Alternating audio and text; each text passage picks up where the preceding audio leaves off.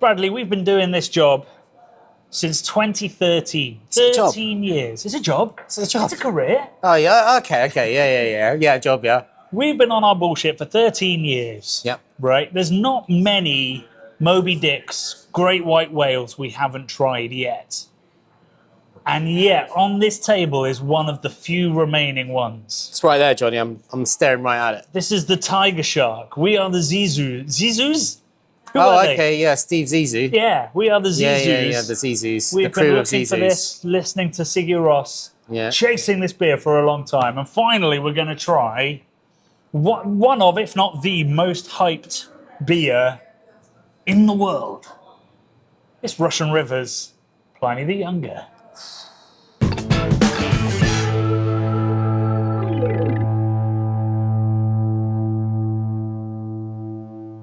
So ostensibly, this is a What Even Is episode, as we talk about what even is a triple IPA, and that's just a vessel for us to drink beer, to drink a very hyped beer. But I thought we'd at least pretend that this wasn't just an excuse by lining up, essentially, the four iconic West Coast beers in their four guises. The daddies. The daddies of these. Yeah. So when I think about sorry,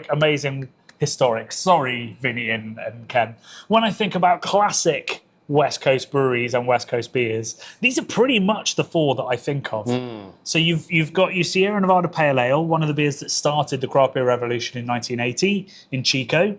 We've then got Torpedo IPA, which was sort of their big, bold, dank, ridiculous IPA that was released as part of that mad arms race to make the most bitter, biggest, boldest beer you possibly could.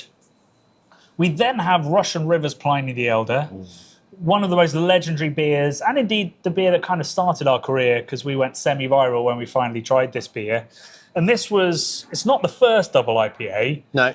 but Vinny Salerzo, who owns and runs Russian River with his wife Natalie, they brewed what we think is the first double IPA at his brew pub way down in Southern California in the early mid 90s. And then he brewed this for a double IPA festival. God knows what that was like. Messy, probably. Somewhere between 1999 and 2001, depending on who's talking, whether it's Vinny or Natalie, and when you've asked them. The year does seem to change a little bit, but that's when Pliny was brewed. I think 1999 is the most likely date. And that has become, I think, the iconic double IPA, West Coast double IPA. De facto. Yeah.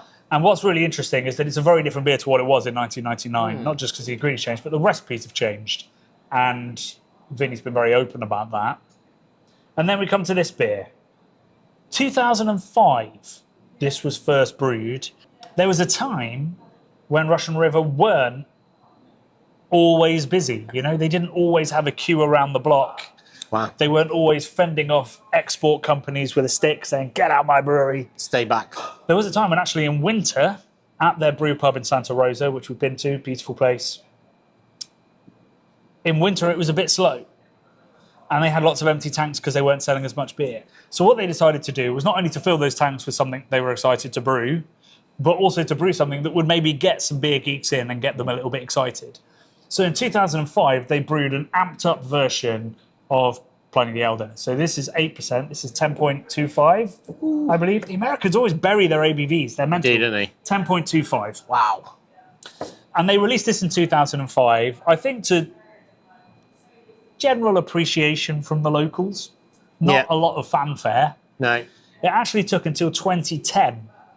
And the story goes, and Russian River, I think last year, put a documentary live on their YouTube channel that sort of tells their story from start to finish. And it's got some amazing stories in it about like the forest fires and the fundraising they did for that and all kinds of things. But there's a great bit, and I'll link to it, where they talk about them turning up early in the morning to the brew pub in 2010 for the release.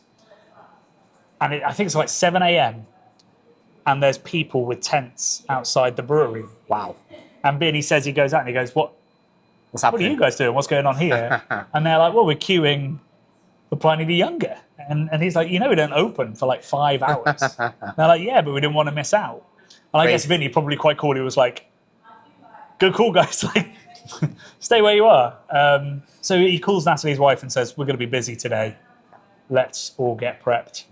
And the rest is kind of history. So the reason that these people were queuing, I was going to say guys, they probably were guys, is because it had been voted, like, I think it was number 2 or possibly number 1 in the best beer on rate beer. Wow. And that had immediately created this mad hype around this beer. So we're now, what are we, 16 years on, 21 years on from the original brew. Incredible. I believe the recipe has changed since then. Yeah, makes sense. And we'll dig into that when we taste it. But let's open what is almost the last white whale in the craft beer industry we haven't tasted. I don't know where the bottle opener is. Okay, let's get the aroma and the flavour, and then we'll talk about the recipe, because I've done a lot of talking, and I don't want this to get warm. This is a very exciting moment. Well, it looks like a beer, Bradley. It definitely looks like a beer. Look at that. Thank you very much, mate. Yeah, it's definitely a beer. Definitely a beer. Okay, that's a good start. Let's get the aroma. Whoa. Blimey. Yes. That is big, isn't it? So this was very kindly dropped off by a Patreon and now dear friend of ours. I won't say the name in case they don't want their name mentioned, but thank you very, very much indeed. This is not the freshest now because it's been in the cold store at the Beer Merchant's Tap for a while, but it still smells absolutely banging. It smells incredible. Like orange rind, mango. Yeah, it's pretty ripe mango. Yeah. And something a bit more like, I don't know, I always say this, lychee. Lychee. Even though I can't remember the last time I had a lychee, but it just feels like a lychee. Tart and tropical. Passion fruit maybe is probably what I'm going for and have actually consumed in the last 10 years. So I'm going to go passion fruit. I concur. Yeah? Yeah. Let's taste it. Oh my God, I'm like a schoolgirl.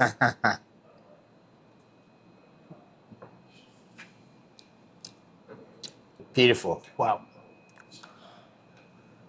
Lots to say here. We did a video on whether this is still the best West Coast IPA in the world, in which we talked endlessly about just how incredibly technical Russian River is as a brewery. So what you've got here is a 10.25% Triple IPA, and we'll dig into what Triple IPA is in a bit, with a beautiful dialed-in, super citric, tropical aroma that has borderline 0 alcohol burn, absolutely no kind of artifacts from the dry hop. Like typically with, particularly hazy IPAs where the hopping rates are absurd, you get a powdery, tannic, drying kind of sensation. None of that. None of that. Just like slick hop oils, soft honeyed malt, and then just waves of tropical juiciness. Balanced tropical juiciness. And sort of the bitterness and the little bit of alcohol burn all feed together into quite a nice warming finish. It is stunning. That's delightful. It's a beer that's so good and hides its strength so well that you wish it wasn't 10.25%. It's certainly a risky boy. Yeah. If you asked me how strong it was, I guess 6-7%. Yeah. You know? I mean, I'd maybe go a shade higher because I'm getting a tiny bit. It feels to me... The burn is building slightly as I'm talking. It feels to me like almost like a really fresh and tropical white wine. Almost like Cabernet Sauvignon kind of, big, juicy, rounded profile and also lots of sweetness. And it's not butteriness, which you'd get in a Cabernet Sauvignon, but it's got body from the malt, that honey and that booze and that slickness. It's perfect. Just everything's singing Yeah. in there, but it's not fighting. Nothing's fighting. It's all just like an orchestra that's working together to make something beautiful. Yeah. Fantastic. And what I guess really interesting is it does, obviously, I'd imagine it has a very similar malt bill to this one. Yeah. But it also does remind me a little bit of these two as well, because these two, the reason I love them is that they are so incredibly clean and the flavours are so crystal clear in them. And I think a lot of the West Coast we drink in the UK and are made in the UK, they miss that. They feel a bit muddied and fuddled by something. If anybody has access to the best hops in the world, it's Vinny. He's the man that, essentially saved Simcoe by using it and has been a huge champion of it. So I'll tell you the hops and then tell you specifically about one of them. So Simcoe, Amarillo, Tangier, Citra, Mosaic, Nectaron, Warrior. So big, I think Nectaron's really singing in this. It's got that kind of nectarine, slightly tangy, sweet thing. But Tangier is tangerine inspired, and it's from, I think, a specific farm that Vinny gets it from, and one he's really championing, and it's an exciting new hop he's loving that's going into everything. It might even be in Pliny now. And it brings that kind of tangerine orange pith thing that I picked up when I first tasted it. And I think Vinny, where he is and the history that he has and the things that he's done for the industry means nobody's getting better hops than Vinny, and it shows in that aroma. It's like 4K. It's hop aroma at 4K. 8K. 8K. Yeah. It's more than you need. It's like I don't even have a telly. I don't even have a palette to fully compute. It's Dolby Atmos, full on immersion. It's like you sat in the cinema and they've put the Dolby surround on. You're like, that's actually a bit much. 5D. Yeah. But it's one more D. Yeah. And it's delicious. Yes. A truly stunning beer. Makes me think, what's it like fresh at the brewery from keg? Oh my days, what would that be? Something else, mate. I mean, that's travelled halfway around the world, and it still tastes absolutely incredible. I've been sat in there for a month before I could get to it. Yeah. So it could only be better. Let's talk about Triple IPA. So this was created as a way to get people into the brew pub and to fill the tanks of their little brew pub in Santa Rosa. It's an interesting concept as a style, because if I'm honest, this is a bit too much. 8% strength-wise. Yeah, potentially, The first time we went to Russian River, we went with some friends, one of whom owns a bottle shop called Caps and Taps. Great bottle shop. Yeah. Big Phil is 6'6", 6'7", and I matched him pint for pint on Pliny, and you'll remember what happened the next day. Wasn't good. It wasn't good. We went to a beer festival and I could barely, function. It wasn't good. No. So this is already quite big. So what's the place for a Triple IPA? Well, hopefully you're not driving or doing anything like that, so So it's not factories, roads. So. Yeah, I don't think you can go and operate heavy machinery after one of those. Barbecues. Maybe a barbecue, get away. It might get a little bit singed. Yeah. But it's definitely a zenith sort of moment in beer making, I think, and a sort of can we do it kind of thing. I think drinkers often don't realise that some of the beers that they're drinking were made because the brewer got it in their head a little bit. They were like, I want to see if challenging this is possible. themselves. And you see it, I think, at the complete other end of the spectrum. You see it like with Helles and Pilsner. Like brewers want to see how clean, how dialed in, how much character they can squeeze into a Pilsner. And I guess it's the opposite here. It's like, can we make a 10% IPA that retains the drinkability, the beautiful aroma, and doesn't get, boozy, doesn't get overly bitter, doesn't get undrinkable. And I'd argue that most brewers can't. So I guess it's, in terms of when you drink it, what I love about this is that story that I told at the start about Vinny and Nat being like, I can't believe people are literally camping out outside. Here. So I guess, maybe less so the camping, but it brings people together. It gives them something to talk about, an excuse to get out, an excuse to see their friends, an excuse to support a small business, and to make a day out of a beer. We've just done a video about why isn't beer respected in the same way as wine. And I think that while this beer doesn't try to be wine, what it does say is beer can still be an occasion. Mm-hmm. And I think that's cool. And there's a lot of people that are quite cynical about beer this big. They're like, I want it in a pint and I want 5 of them. What's this about? And I'm like, wow, look at us talking and getting excited and slightly ruddy-cheeked after 3 sips. It's crazy. It's taking me back to, being in Santa Rosa and experiencing how special that place was, meeting Vinny.